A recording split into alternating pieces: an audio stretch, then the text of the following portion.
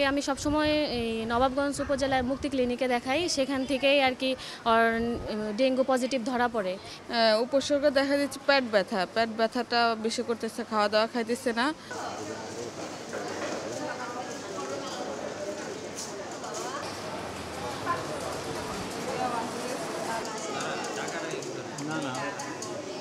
জ্বর সেরে যাওয়ার পরে বমি আর পাতলা পায়খানা শুরু হইতেছিল।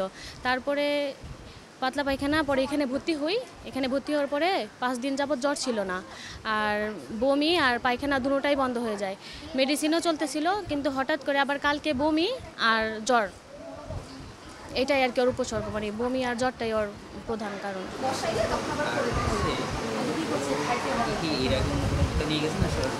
না, ওকে আমি সবসময় এই নবাবগঞ্জ উপজেলার মুক্তি ক্লিনিকে দেখাই, সেখান থেকেই আর কি ওর ডেঙ্গু পজিটিভ ধরা পড়ে। এরপরে আর কি ওখান থেকে এখানে মানে ট্রান্সফার হই।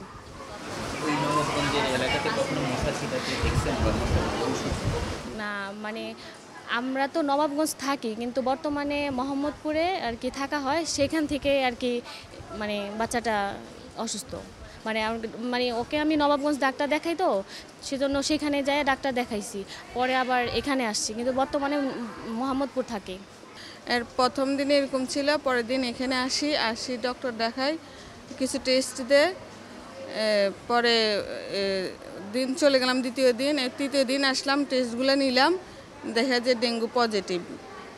এরপর ওনারাই বলছে যে ভর্তি করানোর জন্য। তো আজকে সব এখানে 3 দিন জ্বর, আজকে সব 5 দিন।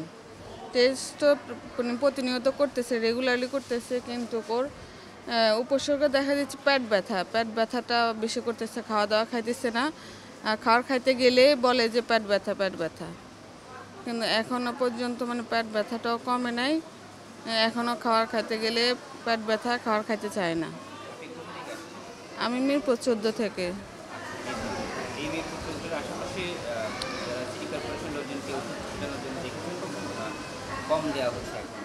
এখন তো দিচ্ছে না, দিত মাঝে মধ্যে দেয়, কিন্তু গত 1 মাসের ভিতরে দিছে কিনা আমার জানা নাই।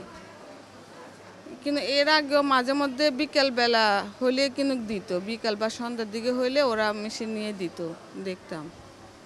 কিন্তু গত 1 মাসের ভিতরে আমার দেখা মতো হয় নাই, মানে দেওয়া হয় নাই। আমি আসছি বরিশাল থেকে।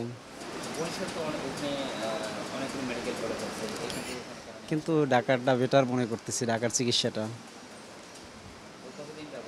এই 4 দিন হলো। ভালো, কিন্তু তারপর আমরা জানি যে ঢাকা শিশু হাসপাতালের বেটার চিকিৎসা, এর জন্য। ওর প্রথম অবস্থায় আপনার এই ডেঙ্গু ধরা পড়েনি, আসছে নেগেটিভ আসছে, কিন্তু নেগেটিভ আসার পর ওর অন্য সমস্যাগুলো ধরা পড়ছে, যেমন প্লাটেট কমে গেছে, তারপর রোগ প্রতিরোধ ক্ষমতা, তারা বিভিন্ন ডাক্তারে বলছে যে ওর তো নেগেটিভ আসছে, কিন্তু তারপর ওর সিমটমগুলো হচ্ছে ডেঙ্গুর সিমটম। ওর যখন ভর্তি হয়েছে তারপর ওর প্যারাটিটা ছিল 1.5 লক্ষ, কিন্তু পরের দিন তার 86,000 আসছে।